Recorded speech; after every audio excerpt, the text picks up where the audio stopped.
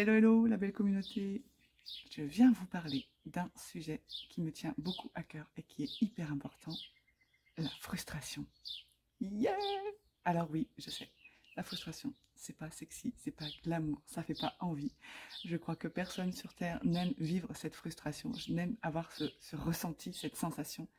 Et pourtant, et pourtant, ce que j'ai envie de vous partager là, c'est ô combien cette frustration, c'est votre meilleure amie, ô combien elle est précieuse, ô combien elle vient vous donner des indications précieuses sur ce qui n'est pas OK pour vous dans la vie, sur ce qui n'est pas aligné, sur ce qui a besoin d'être réajusté. Il y a beaucoup de femmes, dans les femmes que j'accompagne, qui vivent cette frustration au quotidien et qui parfois ne s'en rendent même pas compte.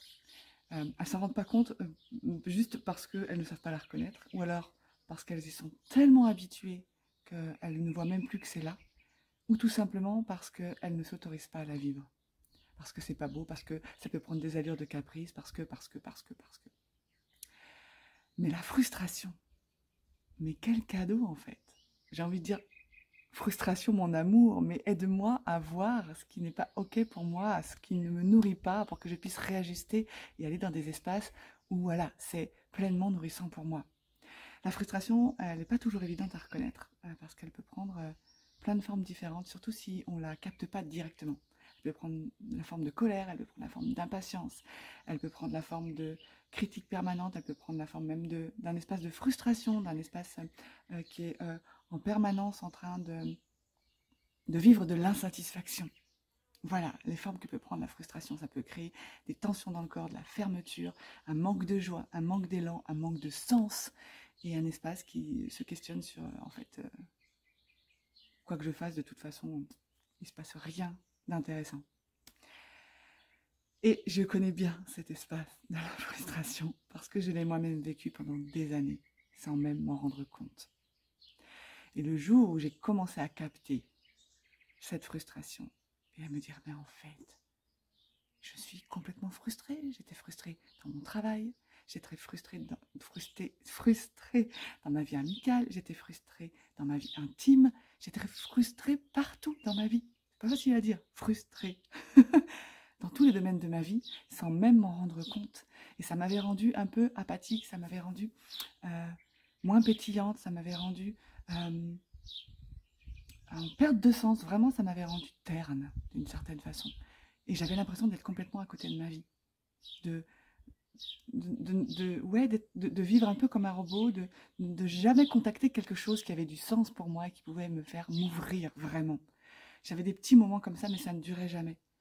Et j'avais aucune conscience que c'était de la frustration et que je la vivais en permanence au quotidien. Et quand j'ai contacté ça, je me suis dit, bah, super, mais j'ai pas envie de passer ma vie frustrée, alors qu'est-ce que j'en fais de cette frustration?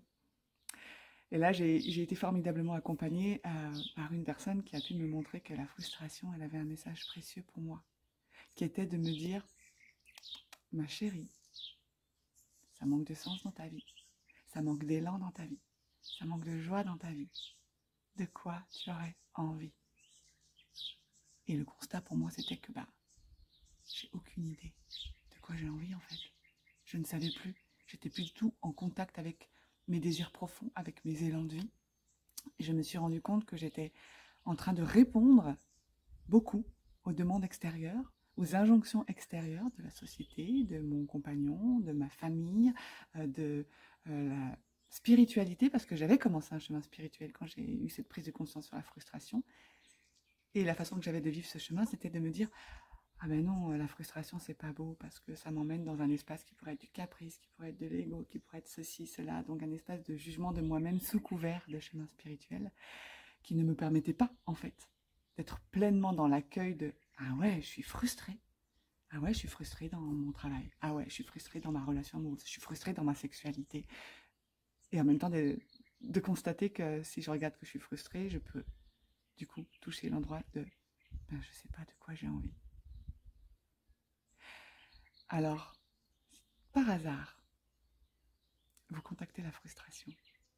J'ai envie de vous dire, mais génial. Plongez dedans, non pas pour vous y perdre, non pas pour vous identifier à cette frustration, c'est juste un messager.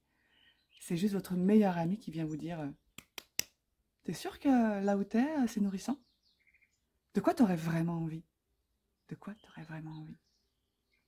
Et si c'est compliqué pour toi de savoir de quoi tu as vraiment envie, et si tu as envie d'être accompagné sur ce chemin, alors bienvenue à toi.